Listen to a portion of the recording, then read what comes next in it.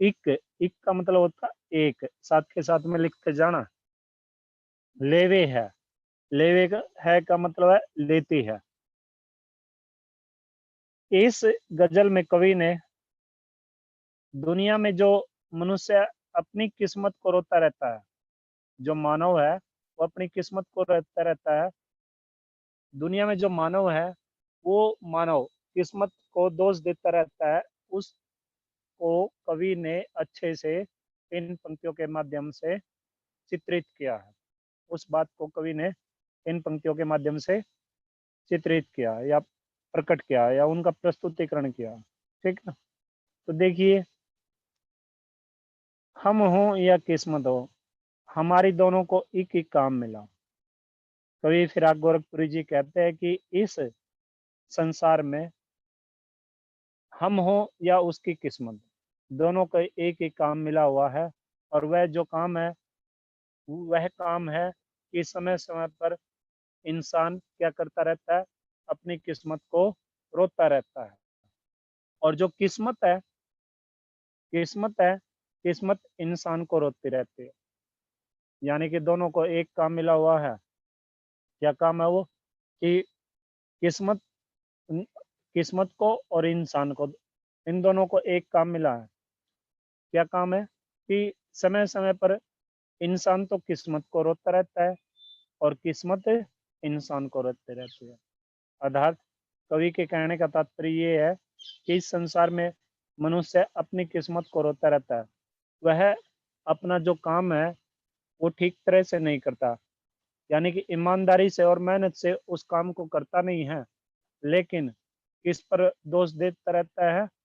वो पूरा के पूरे जीवन किसको देता रहता है? वो अपनी किस्मत को दोष देता रहता है। ठीक है, जबकि किस्मत किसको दोष देती रहती है? इंसान को, क्योंकि इन दोनों को एक ही काम मिला हुआ है, एक दूसरे पर आरोप प्रत्यारोप करना। ठीक है, क्योंकि इंसान ठीक तरह से काम नहीं करता, और ये इंसान ठीक तरह से काम करने से मतलब है कि ईमानदारी से काम करना, कर्तव्यनिष्ठ पूर्वक काम करना। ठीक है, यानी कि उस जो भी काम करे मानो, उस काम में वो अत्यधिक परिश्रम करे, अत्यधिक परिश्रम के साथ उस कार्य को करे। और जब इंसान अत्यधिक परिश्रम के साथ उस काम को नहीं करता और वो उसमें असफल हो जाता है, तो वो किससे दोष देता है? वो किस्मत को दोष देता है। जैसे आम जीवन में हम ये चीजें देखते हैं। अगर हम सरकारी जॉब के लिए कोशिश करते हैं, सरकारी नौकरी के लिए कोशिश करते हैं, और हम कहीं ना कहीं किसी ना किसी पॉइंट से रह जाते हैं, एक अंक से, दो अंकों से हम रह जाते हैं, या इंटरव्यू पे रह जाते हैं, या जैसे मेरिट लिस्ट में हमारा नाम नहीं आता, उधर रह जाते हैं, तो हम किसको दोष देते रहते हैं? किस्मत को दोष देते हैं कि अब यार हमारे भाग्य में तो ऐसा था नहीं, हमारी किस्मत में तो परमात्मा ने ये चीजें लिखी ही नहीं है, सरकारी नौकरी है ही नहीं। तो हम क्या हो जाते हैं? किस्मत को दोष देके हताश निराश हो जाते हैं, और उन्हें कड़ी से कड़ी मेहनत करने की कोशिश नहीं करते। हम क्या करते हैं? पीछे हट जाते हैं। ठीक है, उस जो हमारे समक्ष जो टारगेट है, जो उद्देश्य है, जिसमें हमें कामयाबी प्राप्त करनी है जिस काम में, उससे में और ज्यादा कठिन मेहनत न करके हम पीछे हटना शुरू कर देते हैं। यानी कि जो गलतियां हमसे हुई है, उन गलतियों में परिमार्जन सुधार करने की बजाय हम क्या करते हैं? अपने आप को दोष देते रहते हैं, अपनी किस्मत को दोष देते रहते हैं। ये बात कवि ने इन इस गजल में बताई है। ठीक है, तो इसमें हम काव्य सौंदर्य देखिए। कवि ने किस्मत के सारे बैठे जो काम न करने वाले व्यक्ति हैं, कुछ व्यक्ति कैसे होते हैं जो सिर्फ किस्मत के सारे बैठे रहते हैं। ठीक है, और परिश्रम नहीं करते, भाग्य के सहारे। कई बार बोलते नहीं यार, जो कुछ मेरी किस्मत में लिख रहा होगा तो घर बैठे ही मिल जाएगा, अगर किस्मत में होगा ना तो घर बैठे मिल जाएगा। तो ऐसे लोगों पर कवि ने एक कटाक्ष किया है, व्यंग्य किया है, टोंट लगाया है। ठीक है, तो यहाँ पे कौन सी शैली हो जाएगी? व्यंग्यात्मक शैली। कौन सी शैली हो जाएगी? व्यंग्यात्मक शैली। और उर्दू फारसी भाषा का प्रयोग किया कवि ने। अनुप्रास अलंकार तो है ही है, क्योंकि है वर्ण की आवृत्ति है, क्या वर्ण की आवृत्ति है, तो अनुप्रास अलंकार तो है ही। ठीक है भाई। और बिंब योजना, बिंब का अगर देखें तो कौन सा बिंब जाएगा? चित्रात्मक बिंब। चित्रात्मक का मतलब है कि दृश्य बिंब, क्योंकि ये जो चीजें हम आम जन जीवन में ये घटित होती रहती है, और इन चीजों को हम सुनते भी है, सर्वे बिंब भी है, और दृश्यात्मक देखते भी है ऐसे, क्योंकि हमारे साथ भी ऐसा कुछ घटित होता है। और छंद का प्रयोग, छंद देखें तो कौन सा छंद होगा? गजल छंद। और प्रसाद गुण है। कौन सा गुण है? प्रसाद गुण। अभिधा शक्ति का सहारा लिया गया। ठीक है, तो आगे चलिए चौथे पद में। जो मुझको बदनाम करे हैं, काश वे इतना सोच सके। मेरा पर्दा खोले हैं या अपना पर्दा खोले हैं। काश, कठिन शब्द का अर्थ जान लीजिएगा। काश का मतलब होता है इच्छा। काश का मतलब क्या होता है? इच्छा। अब जो मुझको बदनाम करे हैं, अब यहाँ पर भी कवि ने व्यंग्यात्मक शैली का प्रयोग किया है। कवि पर कुछ लोग क्या करते हैं? दाग लगा देना चाहते हैं। जैसे आम जन जीवन में हम एक दूसरे पर दाग लगा देते हैं। ठीक है, उसकी छवि को खराब करने की कोशिश की जाती है। ठीक है, तो देखिए, जो मुझको बदनाम करे हैं, काश वे इतना सोच सके। कवि फिराक गोरखपुरी जी कहते हैं कि इस संसार के जो लोग हैं वो मुझे बदनाम करने पर लगे हुए हैं, और वो मेरे ऊपर बदनामी का दाग लगा देना चाहते हैं। तो काश वे इतना सोच सके। कवि फिराक गोरखपुरी यही कामना करते हैं, ऐसे लोगों से यही इच्छा रखते हैं कि ऐसे लोग जो कवि को लगातार बदनाम करने की कोशिश करते हैं, वे केवल एक छोटी सी बात से सोच सके, उसके एक छोटी सी बात के बारे में ऐसे सोच सके कि जो कवि को बदनाम करने की कोशिश कर रहे हैं, वो कवि को बदनाम न करके अब खुद क्या वो दुनिया को बता रहे हैं, अपने खुद के बारे में वो दुनिया को बता रहे हैं। या कहने का तात्पर्य ये है कि वो कवि के वेदों को न खोलकर, कवि के वेदों वेदों को न, यानी कि कवि के रहस्य को न खोलकर ऐसे लोग इसको खोल रहे हैं, अपने रहस्य को खोल रहे हैं। ठीक है, तो आगे दूसरी पंक्ति में देखिए कवि क्या कहते हैं? मेरा पर्दा खोले या अपना पर्दा खोले हैं, कि ऐसे लोग जो मुझे बदनाम करने पर लगे हुए हैं, वे मुझे बदनाम न करके खुद ही समाज में बदनाम हो रहे हैं। खुद ही वो मेरा रहस्य न खोल के अपने रहस्य को खोलने पर लगे हुए हैं। अर्थात कवि के कहने का तात्पर्य ये है कि समाज में जो लोग दूसरों को बदनाम करते रहते हैं, तो अपने बारे में तो कुछ सोचते नहीं, क्योंकि वो दूसरों को बदनाम करते क्या करते हैं? स्वयं ही वो समाज के लोगों के संसार में खुद ही बदनाम होते हैं। बदनाम अपने रास्ते को ही खोलते रहते हैं। कहने का तात्पर्य एक ही है कि जैसे हम देखते नहीं है, एक दूसरे के बारे में हम चुगली करते रहते हैं, समाज में ये आम बात है। प्रिय मित्र है या आपका सखी है या कोई अड़ोसी पड़ोसी है, उसको हम अपने ही परिवार के सदस्यों के संदर्भ में बताते रहते हैं, बातें करते रहते हैं। ठीक है, या किसी व्यक्ति के बारे में बातचीत करते रहते हैं। तो जो समझदार व्यक्ति होता है ना, वो अपने जीवन के, अपने व्यक्ति के, अपने सदस्यों के रहस्यों को कभी भी दूसरों को नहीं बताता। ठीक है, और जब हम किसी दूसरे के समक्ष इस प्रकार से अपने जीवन से संबंधित जो भी रहस्य या जो भी बातें हैं अगर दूसरों के समक्ष हम बांटते, दूसरों के साथ बांटते या उन्हें बताते हैं, तो कई बार जो समझदार व्यक्ति है वो क्या सोचता है कि यार ये तो मूर्ख है, इसको कुछ नहीं, वो आनंद लेता है आपकी बातों का, मजा लेता है।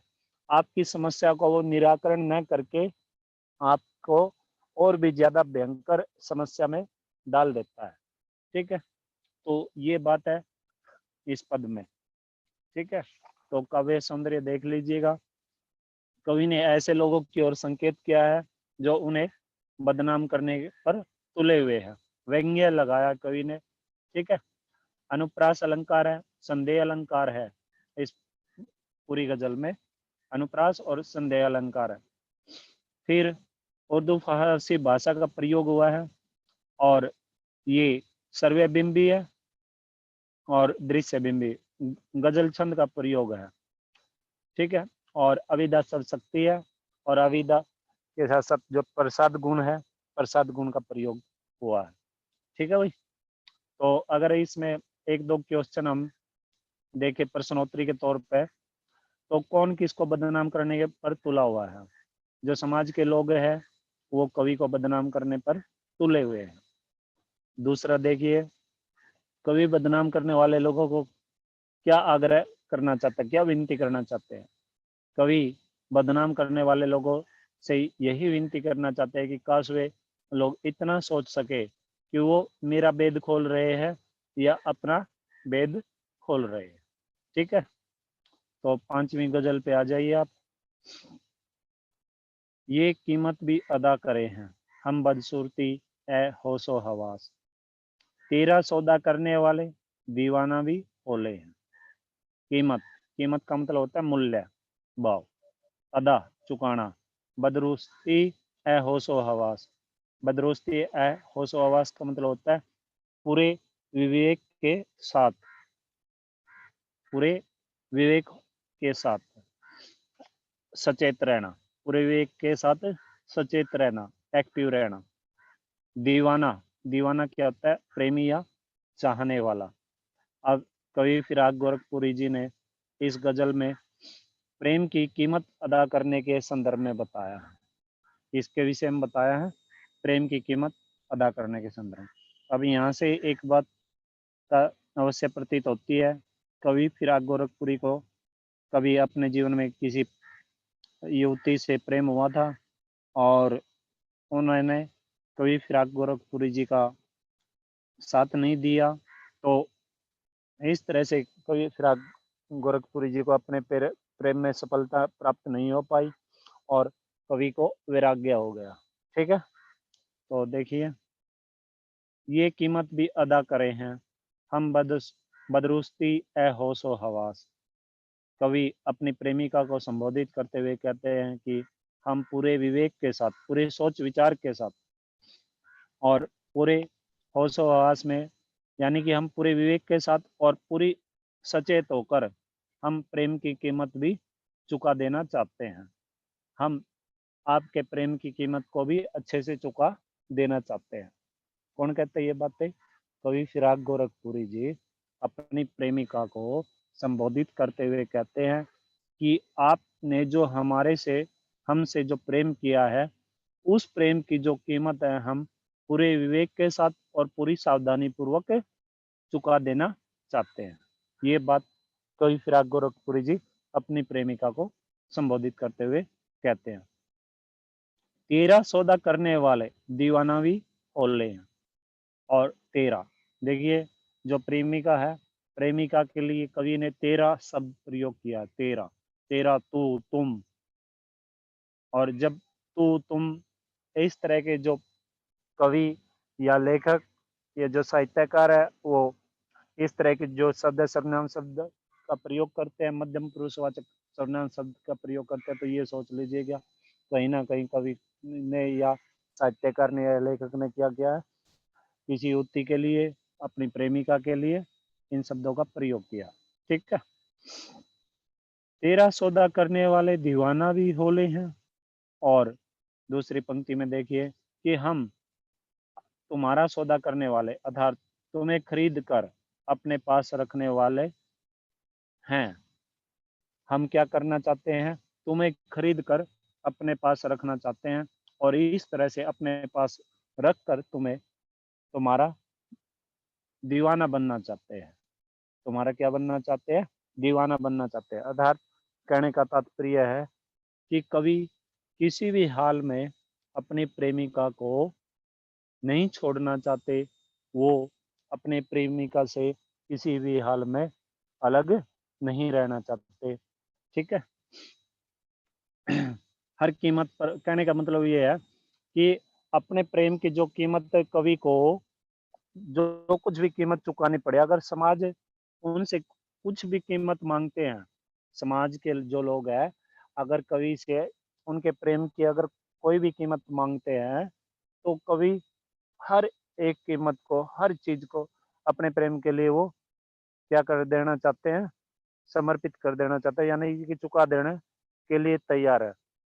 जैसा कि हम आम जनजीवन में देखते हैं, फिल्मों में देखते हैं, नाटकों में देखते हैं कि जो हीरो है या हीरोइन है, वो अपने प्रेम के लिए अपने परिवार को भी छोड़ देते हैं, ऐशो आराम, धन दौलत सब कुछ त्याग कर वो किसके साथ अपना जीवन बिताने के लिए तैयार हो जाते हैं?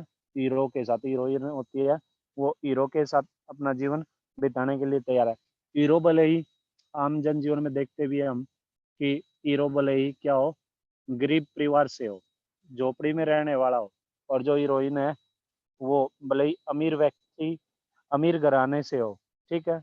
लेकिन फिर भी वो क्या करती है, अपने प्यार की कीमत को चुकाने के लिए अपना, वो अपने प्रेमी से अलग ना हो पाए, वो अपने घर परिवार, अपने माँ बाप जिन्होंने आजीवन उनका पालन पोषण किया है और करते भी रहेंगे, उनको क्या कर देते हैं, उन्हें क्या कर देते हैं, वो त्याग देते हैं।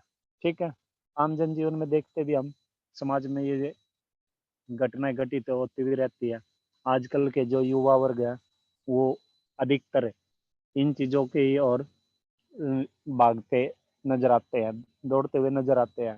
लेकिन आज के जीवन में जो वास्तव में देखा जाए, तो ये आज का जो जीवन है, आज के जीवन में ये कोई प्रेम नहीं है। आज के जीवन में सिर्फ एक दिखावटी प्रेम है, एक बहाना है, और एक शारीरिक तौर पे एक प्रेम का नाम रह गया है। ठीक है। समझ आए? शारीरिक संबंधों के तौर पे एक प्रेम का नाम रह गया है। लेकिन वास्तव में जो प्रेम होता है, वो जो प्रेम है, अगर आप लोगों ने हीर रांझा फिल्म देखी है, हीर रांझा अगर आपने देखी है, ठीक है, या फिर कोई अन्य जो फिल्में हैं उसमें आप देखते भी हो, वास्तव में जो प्रेम होता है, हर एक कण, हर एक पल, हर एक घड़ी सिर्फ प्रेमिका को अपने प्रेमी की याद आती रहती है, और प्रेमी को अपने प्रेमिका की। एक दूसरे की वो दिल में, दिलो दिमाग, होशो हवास, हर एक जगह वो निवास करते हैं। अगर वो एक दूसरे की आंखें भी, अगर आंखें भी बंद करते हैं, तो आंखें बंद करने पर भी उसी का चित्र दिखाई देता है। लेकिन आज का जो ये आज का युवा वर्ग है, ये उस प्रेम के विषय में, उस प्रेम की जो परिभाषा होती है, प्रेम की जो परिभाषा होती है, उस परिभाषा को न समझकर ये एक नकारात्मक प्रेम की ओर आज का युवा वर्ग दौड़ता है। ठीक है। देखते भी आप, अगर घर वालों ने मंजूरी नहीं दी, एक दूसरे के साथ मान लो लड़का लड़की आपस में एक दूसरे से पहचान भी होगी, तो घर वालों ने मंजूरी नहीं दी शादी के लिए, तो क्या करेंगे, ट्रेन के आगे कूद कर जान दे दी, आत्महत्या कर ली, घर छोड़ के भाग गया। माँ बाप ने चाहे पूरी उम्र क्या की हो, पूरी की पूरी उम्र उन्होंने इज्जत कमाई हो, लेकिन बेटा बेटी 2 मिनट में उस पूरी की पूरी जो कमाई हुई जो इज्जत है, उसे क्या कर देते हैं, बर्बाद कर देते हैं, कलंक लगा देते हैं। तो इन पंक्तियों से हमें एक सीख भी प्राप्त होती है कि हमें अपने परिवार के सदस्यों के साथ, समाज के साथ ऐसा नहीं करना चाहिए। ठीक है भाई। तो इन पंक्तियों में काव्य सौंदर्य है, तो वही चलेगा जो मैंने आपको बताया ही है ऊपर, उपयुक्त गजलों में जो आपको बता चुके हैं। ठीक है। इसमें से 2-3 क्वेश्चन देख लीजिएगा। जैसे कवि किस कीमत को अदा करने की बात कहते हैं? कवि प्रेम की कीमत को अदा करने की बात कहते हैं। कवि किसको संबोधित करते हैं इन गजलों में? कवि अपनी प्रेमिका को संबोधित करते हुए कहते हैं। फिर तीसरा जो क्वेश्चन है वो बनेगा, कवि किसका सौदा करने को कह रहे हैं? कवि अपनी प्रेमिका का सौदा करने को कह रहे हैं। ठीक है भाई, आगे चलिए। छठे गजल की व्याख्या देख लीजिएगा आप। तेरे गम का पासे अदब है, कुछ दुनिया का ख्याल भी है, सबसे छिपा के दर्द के मारे चुपके रोले। चुपके में पुनरुक्ति प्रकाश अलंकार है। ठीक है। गम, गम होता है दुख या पीड़ा या वेदना। पासे अदब, पासे अदब का अर्थ होता है, उर्दू शब्द है ये, सम्मान करना, रिस्पेक्ट करना। अंग्रेजी में रिस्पेक्ट बोलेंगे। ख्याल, विचार करना, ख्याल करना। तो इन पंक्तियों में कवि ने जो हृदय में, कवि के हृदय में या उनकी प्रेमिका के हृदय में जो प्रेम की पीड़ा है, प्रेम की जो पीड़ा है, प्रेम का जो दुख है, उसके विषय में कवि ने बताया है। उसी का हृदय में जो पीड़ा है ना, हृदय में स्थित जो प्रेम की पीड़ा है, उस पीड़ा का वर्णन कवि ने इन पंक्तियों में किया है। ठीक है भाई, तो देखिए इन पंक्तियों की व्याख्या देख लीजिएगा। तेरे गम का पास अदब है, कुछ दुनिया का ख्याल भी है। कवि अपनी प्रेमिका को संबोधित करते हुए कहते हैं कि मैं तेरे हृदय में, यानी कि कवि की प्रेमिका के हृदय में जो पीड़ा है उसका कवि सम्मान करते हैं। यानी कि कवि की प्रेमिका के हृदय में जो पीड़ा है उसका कवि, उस पीड़ा का कवि सम्मान करते हैं, रिस्पेक्ट करते हैं। कहने का तात्पर्य ये है कि उन्हें कवि और कवि की प्रेमिका को जो प्रेम में असफलता होने पर दोनों को जो दुख हुआ है, उनके दिल को जो ठेस पहुंची है, उस ठेस का कवि सम्मान करते हैं। कवि की प्रेमिका को जो, कवि की प्रेमिका के जो ठेस पहुंची है, कवि अपनी प्रेमिका को संबोधित करते हुए कहते हैं कि तुझे, तेरे दिल में जो ठेस लगी है, जो तेरे हृदय में जो पीड़ा है, दुख है, उसका मैं क्या करता हूँ, सम्मान करता हूँ। और इस चीज को मैं अच्छे से स्वीकार करता हूँ कि तेरे हृदय में क्या छाया हुआ है, दुखों का सागर उमड़ पड़ा है, गमों का सागर उमड़ पड़ा है। ठीक है भाई, कुछ दुनिया का ख्याल भी है। और कवि आगे कहते हैं, लेकिन मैं पूरी तरह से अपने आप को तुम्हें समर्पित नहीं कर सकता। मैं पूरी तरह से अपने आप को तुम्हें समर्पित नहीं कर सकता। अब कवि अपने आप को, अपनी प्रेमिका को पूरी तरह से समर्पित कैसे नहीं कर सकता? क्योंकि कवि को कुछ दुनिया का ख्याल भी है। कवि दुनिया के लोगों से भी, कवि को एक डर है। ठीक है, क्योंकि कवि पूरे समाज को अपने प्रेम को जग जाहिर नहीं करना चाहता, समाज के समक्ष अपने प्रेम को जग जाहिर नहीं करना चाहता। अगर कवि ने अपने प्रेम को समाज के समक्ष जग जाहिर कर दिया तो कवि ये सोचते हैं कि कुछ लोग शायद मेरी भावना को समझ पाए और कुछ लोग मेरे इस प्रेम का मजाक उड़ाए। ठीक है, तो इस तरह से कवि अपनी प्रेमिका के प्रति अपने आप को पूरी तरह से समर्पित नहीं करना चाहते और वो इस दुनिया का ख्याल भी रखते हैं। ठीक है, फिर आगे हैं, सबसे छिपा के दर्द के मारे चुपके रोले हैं। और फिर कवि अपनी प्रेमिका को संबोधित करते हुए कहते हैं कि तुम्हारे गमों को मैं अच्छे से समझता हूँ, मुझे पता है तुम्हें, तुम्हारे हृदय में जो गमों का सागर उमड़ रहा है उसे मैं अच्छे से समझता हूँ, लेकिन मैं समाज के ख्याल से मैं अपने आप को तुम्हें समर्पित नहीं कर सकूंगा। और अंतिम जो पंक्ति है, सबसे छिपा के दर्द के मारे चुपके रोले। तो अभी फिर से अपनी प्रेमिका को संबोधित करते हुए कहते हैं कि मेरा भी तुम्हारे जैसा हाल है, जैसा हाल तुम्हारा है ना, वैसा ही हाल मेरा भी है। और मेरे हृदय में भी जैसी पीड़ा तुम्हारे हृदय में जागी हुई है, जैसी ठेस तुम्हारे दिल को लगी हुई है, ऐसी ठेस मेरे दिल को भी लगी है। तो मैं तो अपने दर्द को दुनिया से छिपा कर क्या कर लेता हूँ, चुपके चुपके से एकांत में जाकर क्या कर लेता हूँ, रो लेता हूँ। ठीक है? अर्थात कहीं दुनिया कोई किसी प्रकार का कोई संदेह न करने लगे, इसलिए मैं तुम्हें अपने आप को समर्पित नहीं कर सकता, और नहीं मैं अपने दर्द को खुलकर तुम्हें तुम्हारे साथ बाँट सकता।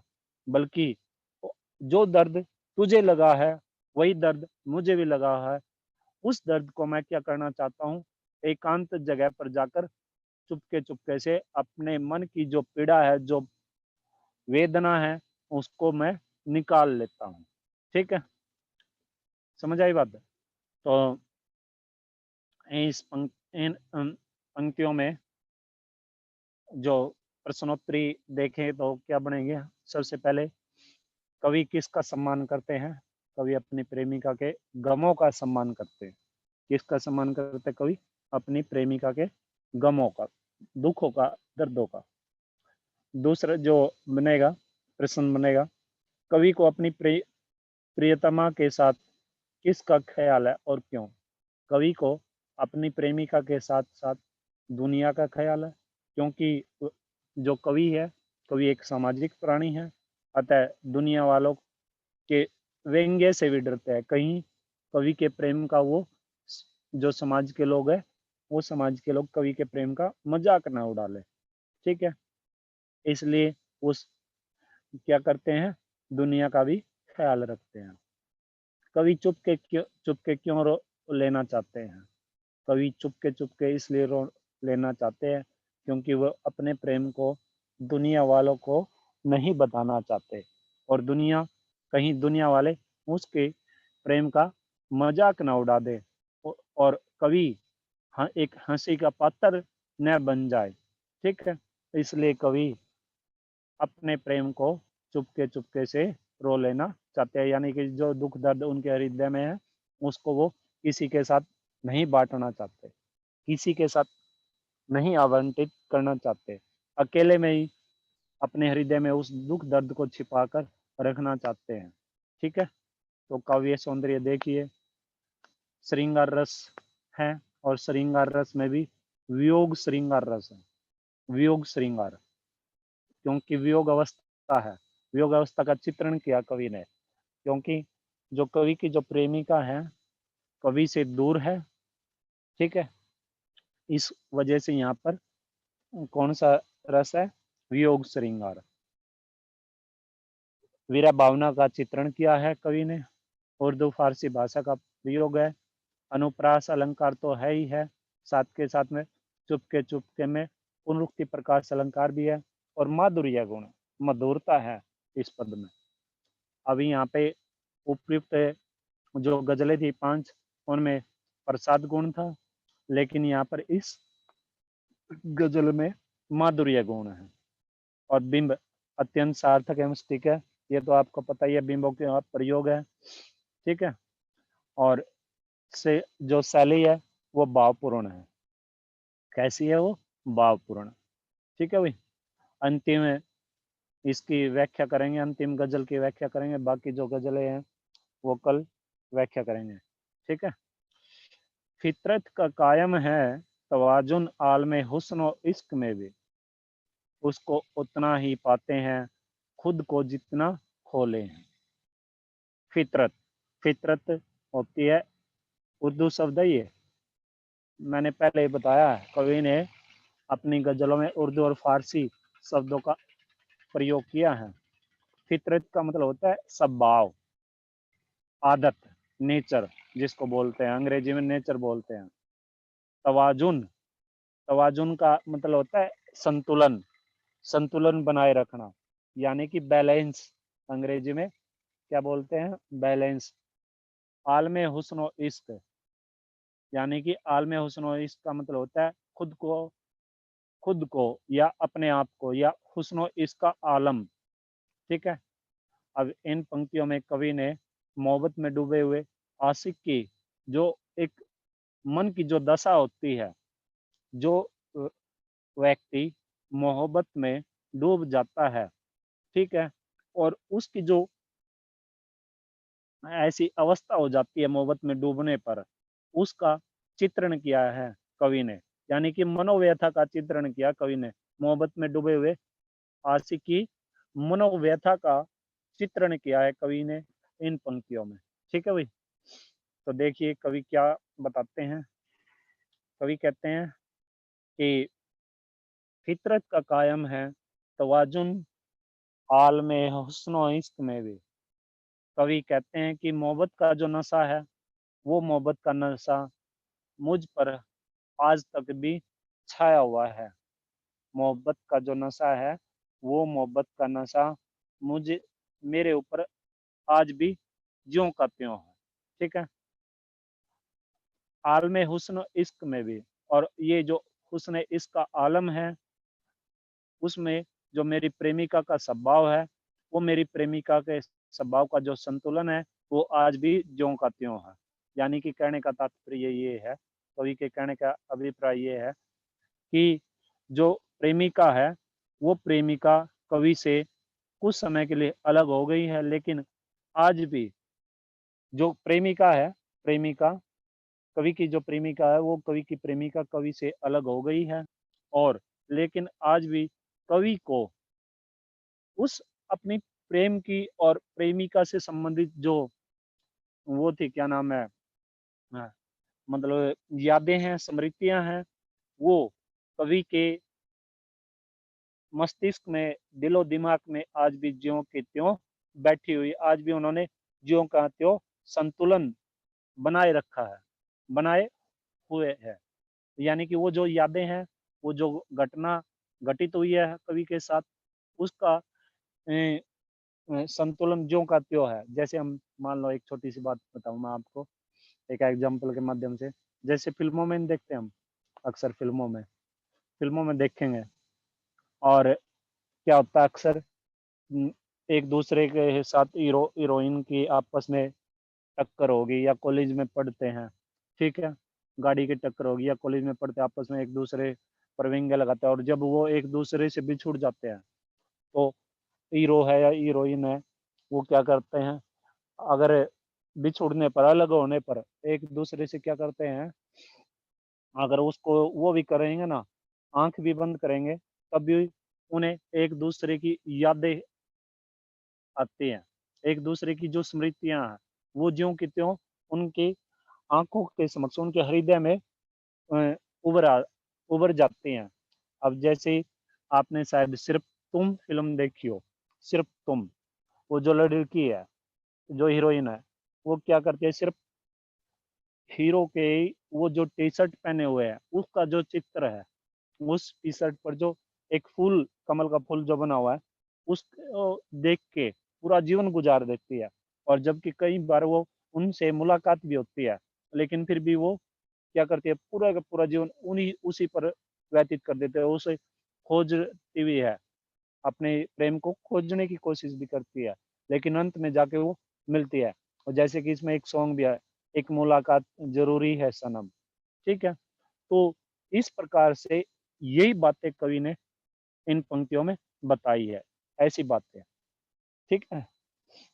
कि जो मोहब्बत का नशा होता है ना, वो जब व्यक्ति पर मोहब्बत का नशा छा जाता है ना, जिस व्यक्ति पर मोहब्बत का नशा छा जाता है, उसे अच्छा बुरा, सही गलत, समाज, देश, अपना परिवार, ये कुछ भी नहीं, इनसे वो एक तरह से नाता सा तोड़ लेता है, और अकेलेपन में खुद में ही अपने खोया रहता है, अपने प्रेम में, उसकी यादों में ही खोया रहता है। एक पागलपन होता है। एक बात बताऊं मैं आपको, कवि, पागल और प्रेमी, कवि, पागल और प्रेमी, इन तीनों का जो दिमाग होता है, एक जैसा होता है। कवि का भी, पागल का भी, और प्रेमी का भी, इन तीनों का दिमाग एक जैसा होता है। ठीक है? तो आगे चलिए, ज्यादा गहराई में नहीं जाएंगे, वरना पता नहीं पुनः क्या यादें तरोताजा हो जाएंगी। उसको उतना ही पाते हैं खुद को जितना खोले हैं। कवि आगे कहते हैं कि इस वीरावस्था में अपने आप को जितना बोलने की कोशिश करता हूँ, उतना ही मुझे मेरी प्रेमिका की याद आती रहती है। बल्कि मैं अपनी प्रेमिका के प्रेम जो ये वीरावस्था है, उसमें मैं अपने आप को जितना खोजने का प्रयास करता हूँ, उससे ज़्यादा मुझे अपने प्रेमिका की अनुभूति होने लगती है, यानी कि उसकी स्मृतियाँ, उसकी यादें मेरे समक्ष आ जाती हैं। ठीक है? तो प्रश्नोत्तरी कर लेते हैं। किसका तवाज़ुन कायम है? फितरत का कायम तवाज़ुन कायम है। फितरत का तवाज़ुन। फितरत यानी कि स्वभाव का, आदतों का। ठीक है? कवि अपनी प्रिय को कैसे पाता है? कवि अपनी प्रिय को उतना ही पा लेता है जितना खुद को खोने की कोशिश करता है। और श्रृंगार रस है, काव्य सौंदर्य पर जाएँगे तो श्रृंगार रस है, माधुर्य गुण है। और दिन तो आपको पता ही है, मैंने अब पहले ही बता रखे आपको। और कवि ने अपनी प्रेमिका की वीरावस्था का मार्मिक चित्रण किया इन पंक्तियों में। उर्दू फारसी जो उर्दू फारसी के शब्दों का प्रयोग किया कवि ने, अनुप्रास अलंकार और पदमैत्री अलंकारों की छटा है। चलिए भाई, अब आप में से किसी को कुछ पूछना है तो वो पूछ सकते हो। पूछना है? निकिता पूछना कुछ।